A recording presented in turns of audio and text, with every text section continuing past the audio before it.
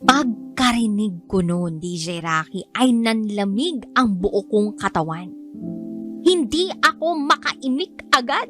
Lalong lumalim ang pagtingin ko kay Jem. Araw-araw, nagchat-chat siya. Isang araw, kinailangan ko ng tulong. At wala akong maisip na pwedeng tumulong sa akin, kundi si Jim. Tapos na kami maglipat, okay na lahat. Bilang pasasalamat, niyaya ko siya na kumain at mag-inom. Masaya kami. Nagtatawanan, nagkukwentuhan tungkol sa kanya-kanyang mga buhay. Hanggang sa nalasing kaming dalawa.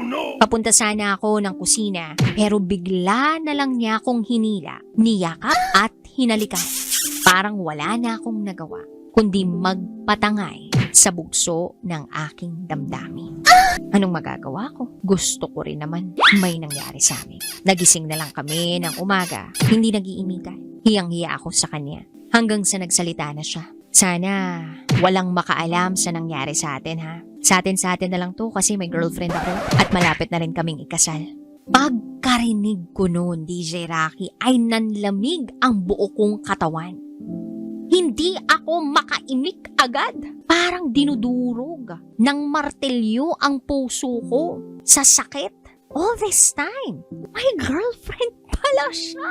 Ngayon niya lang sinabi sa akin na may girlfriend siya.